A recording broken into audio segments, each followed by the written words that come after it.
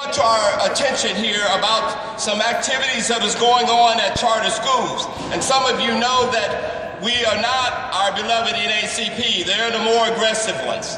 We are the ones that if we have something, we just go directly to them and we try to talk it out. If we can't talk it out, then we're gonna come back to all of you and let you work it out. Because we can't always move forward if we're not working cooperatively. But the injustices that were brought to us, it was in newspapers, TV, focus on charter schools that was, I understand, ran by Jeffrey Concept Schools Incorporated. And it is my understanding that there are ongoing investigations regarding serious allegations that if found to be true, this can hurt our children. Now, I believe in everybody having access to rights, and all children are important. But as a black child that grew up to be a black man, I want to make sure that all children are respected. And I understand that there are things tied to that, certain allegations, and we're going to also join to find out what else is going over there. We've also noticed that after those articles and all of this craziness, something happened, some racial incidents started happening to our Muslim brothers who are Ahiska. And those are the people that have come here to this great city, this great country. And all they've come here to do is add value to our community. They've worked hard, they've hired other folks, they've given back to others. And I'm concerned, let's give them a hand. That's the American dream. But this other negative element has made some problems for them. So now they're experiencing racial injustice, racism, and all kinds of ugliness. And I just want everybody to know that Dr. King was clear, an injustice anywhere is a justice everywhere. Dayton is a welcoming city, a loving city, where all are welcome. All are welcome. Whether it's Welcome Dayton, whether it's our wonderful Mayor Whaley here, it's all of that. Now, Jeff, I've said my part, but I want everyone to know injustice is unacceptable, and it is not what we want in our community.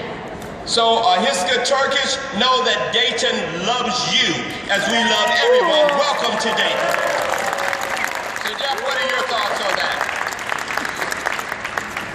First of all, welcome everyone who is here to support the dream of Dr. Martin Luther King. I just want to make sure we mention our Mayor, Nan Willie, just came in, and we also have another City Commissioner. Thank you, give her a hand. She's the mayor of the best team in these United States, okay? Also joined by Dean Lovelace, who unfortunately can't be here today.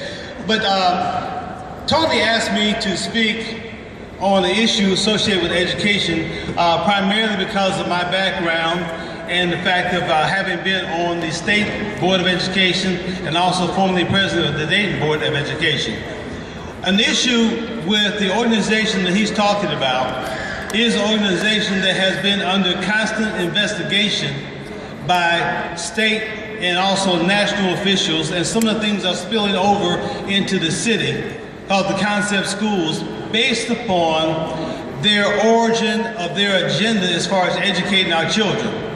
Now, I want to be real clear up front and say that this is not an indoctrination against charter schools. No. Okay, what's happening is the fact that all schools need to be responsive and creating high quality education opportunities for every single child, whether it's a charter school, a private school, or a Dayton school, it doesn't make a difference. And when you look at the elements of a successful school, they do not come with a label. It doesn't say you can only be successful if you're in a private, or if you're in a public, or if you're in a charter. The elements of a successful school are consistent throughout the nation.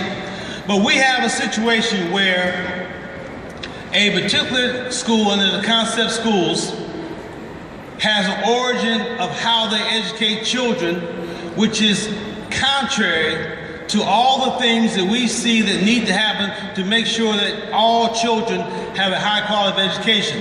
And as Tony said, it's certainly clear that they're in direct opposition to Dr. Martin Luther King's dream. When we have a situation which has been created by some of our state and national officials, where you have adults rooting against the success of children, because of the type of school that they go to, that is a problem. And when we have a situation where 4 times the Ohio Supreme Court has said that the way we fund schools in Ohio is unconstitutional, and it's been 18 years, and they had no intent to fix that. Since 1997, no intent to fix that. And many of you don't even know that we still have a system of unconstitutional funding of schools. That's because all of these different little diversions have taken your attention and your focus away from that. The specific issue, yeah, give it a hand, because it's true. Okay, I don't want to preach up here, but I can, okay? I'm just gonna tone it down a little bit. The issue that we're dealing with is when we have children being called names of monkeys and being treated bad, being disruptive in terms of how they go through the educational process, having none of the amenities of the quality of life that they need to have in order to be a successful human being as far as our society is concerned, not being prepared so they can get a job, go to college, go to the military, or make a positive contribution to society. All of us have a problem. All of us have a problem. So the point that we want to make sure, and as Tony has raised this issue, concept schools needs to be investigated further. I know the State Board of Education is doing that.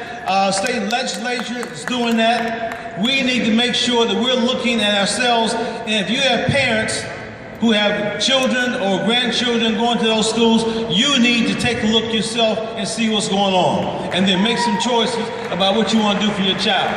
Okay. With that, I'm going to stop, and I'm going to say again, thank all of the 125 men who participated in the Men of Color Go Back to School event on December 10th.